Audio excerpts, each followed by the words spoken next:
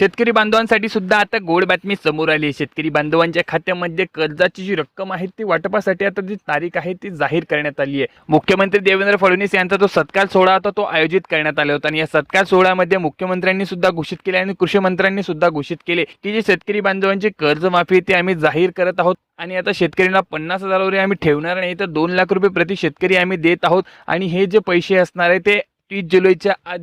जुलैच्या आधी म्हणजे आषाढी एकादशीच्या गोड सणानिमित्त पांडुरंगाच्या कृपेने पांडुरंगाला आम्ही साकडं घालत आहोत आणि या दिवशी शेतकरी बांधवांच्या खात्यामध्ये जी रक्कम आहे ती रक्कम जमा केली जाणार। आषाढी एकादशीचा जो मुहूर्त आहे तो शेतकरी बांधवांच्या कर्जाची रक्कम देण्यासाठी त्यांनी ठरवलेला आहे आणि आता जे शेतकरी होते ज्यांना वीज बिल हे येत होते ते वीज बिल आता ते कायमचं माफ होणार आहे। मागचं जे बिल होतं शेतकरी बांधवांचं त्या कर्जाचा जो बोजा त्याच्यावरती दिसत होता रक्कम दिसत होती ते सुद्धा आता शून्य केलं जाणार याची सुद्धा घोषणा त्यांनी केलेली आहे। सोबत पीक विम्याचं जे नुकसान भरपाई होती शेतकऱ्यांना अजूनही मिळाली नव्हती तर हेक्टरी 17,000 रुपये प्रत्येक शेतकऱ्यांना सुद्धा मिळणार आहे अशी सुद्धा घोषणा त्यांनी केलेली आहे।